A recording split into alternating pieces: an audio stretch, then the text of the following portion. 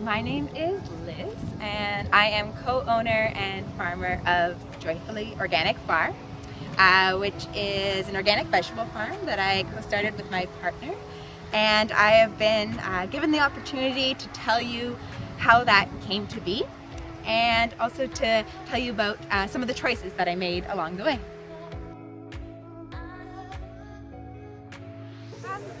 I guess I was hoping that I could use my everyday work to address some of the dreams and the concerns that I have for the world. So I guess you could say I had a few concerns. Some is around land stewardship and taking care of the land and respecting the environment and taking it upon ourselves to actively care for it. I was also concerned about health. I wanted to keep my own self healthy. I wanted to be working with my body and working outdoors. And I'm concerned for my community's health. I like to see people eating really good quality food and taking care of their bodies. And I guess lastly, I was concerned about how we spend money in our society so that we are supporting good businesses and good ethics in our world.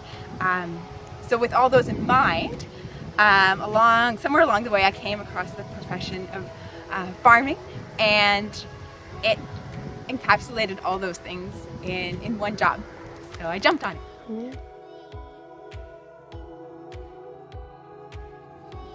Probably when I was in high school was maybe the first shove in that direction. I found myself, when I wasn't in school, wanting to be outside a lot. In the summers I'd spend a lot of time hiking or canoeing or camping or being out in the outside environment. And I guess in that process I came to really love nature and realize how beautiful it is, and that I wanted to be involved in protecting it, making sure it stayed that way. And then when I went to university, I started to get really interested in the impact of our shopping dollars. I got really interested about where our money goes and what it's supporting.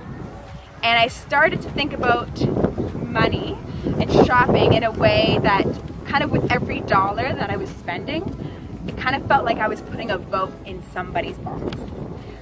So I got really concerned about how we can spend money and buy things that support ethical businesses and business practices.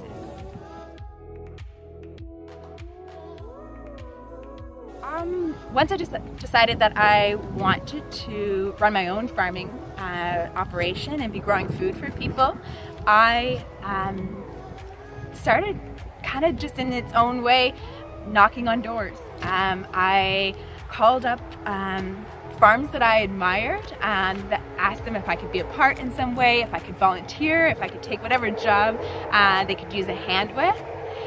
So I went and I trained and I worked on a number of other organic vegetable farms to learn the trade.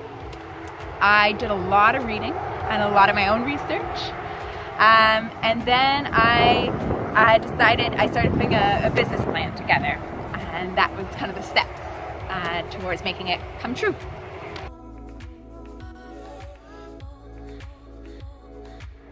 Biggest challenge was finding access to land. So in this community, in this area, we have quite a tendency to use our land to build more houses. There's also efforts to make sure that we protect green spaces like forests and conservation areas, but there's a bit of a gap. Sometimes there's not much of a focus in protecting farmland, which is really crucial to feed people and feed our communities.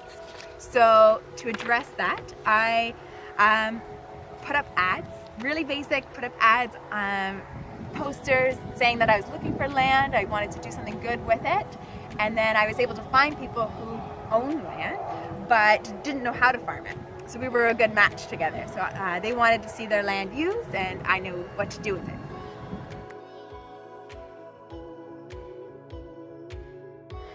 Well, now the land that I farm on is used to grow a lot of food, to feed a lot of people. And I've been able to use the environment to put food in people's tummies that I believe is really tasty and nutritious.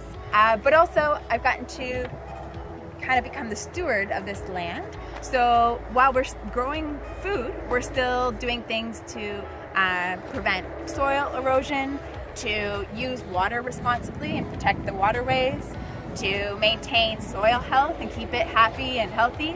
And then we also do things to encourage biodiversity of a lot of different species in our mini ecosystem.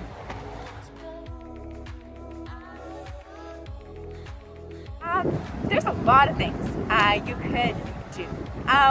On the farming side, if you're interested in that, you could shop at a local farmer's market in Markham or in Unionville or Stouffville. There's some great ones. You could ask to volunteer to get to know how those farmers markets work and get to know the growers that are in your local area. You could also read on some of the issues that I chatted about. You could also, if you were interested in growing food or feeding people and taking care of people that way, you could start a garden at your own home. You could start a school garden or a community garden.